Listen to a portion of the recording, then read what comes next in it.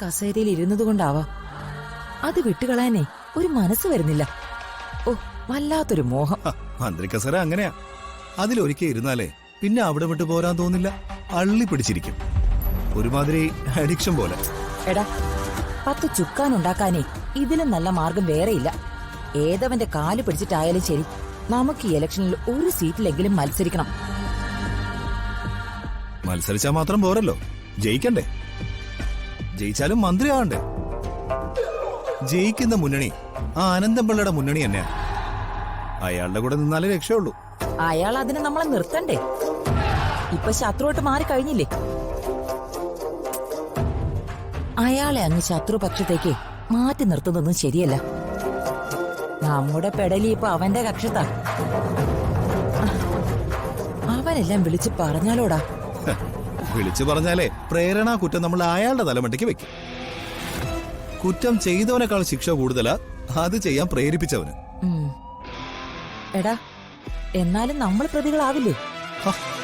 പിന്നെ പ്രതാപന്റെ സ്വത്തുക്കളൊക്കെ അടിച്ചു മാറ്റാൻ പറ്റുമോ? എടാ, ഒന്നുകൂടി ആ അനന്തപിള്ളയെ വിളിച്ചു നോക്കിയാലോ? എന്തിന്? ഒരു സീറ്റെങ്കിലും നമുക്ക് തരുമോന്ന് ചോദിക്കാം. അമ്മയ്ക്ക് നാണയില്ലേ അമ്മേ? ആ കച്ചറ വല്ല ചീത്തയും പറയും.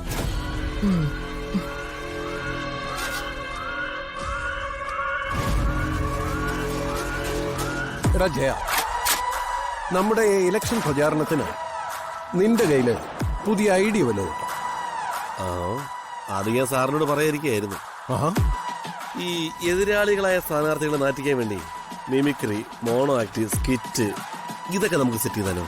വേണം, അതെല്ലാം വേണം. അപ്പൊ എന്റെ കുറെ പഴയ ഫ്രണ്ട്സ് ഉണ്ട്. കീരി രതീഷ്, മർക്കടം വിജേഷ്, മരപ്പട്ടി സുധീഷ്, ഇവന്മാരൊക്കെ നാർന്ന നുണക്കഥകളെ മെനയാൻ മിടുക്കന്മാരാ. ഈ മറ്റേ മുന്നണിയിലെ എല്ലാ സ്ഥാനാർത്ഥികളുടെ അവിഹിത കഥകള് നമുക്ക് സോഷ്യൽ മീഡിയയിലൂടെ പടച്ചിറക്കാം. വേണം, അതെല്ലാം വേണം. കിട്ടിയാലൊരു ഊട്ടി, പോയാലൊരു ചട്ടി. എന്തായാലും ഞാൻ അയാളെ വിളിക്കാൻ പോവാ.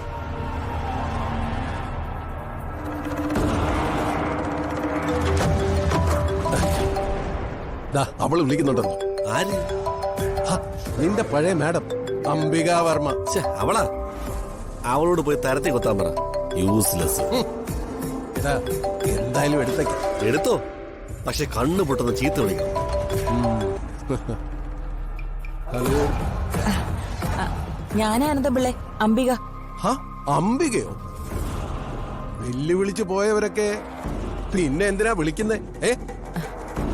അതൊക്കെ അപ്പോഴത്തെ ഒരു വികാരത്തിൽ പറഞ്ഞതല്ലേ.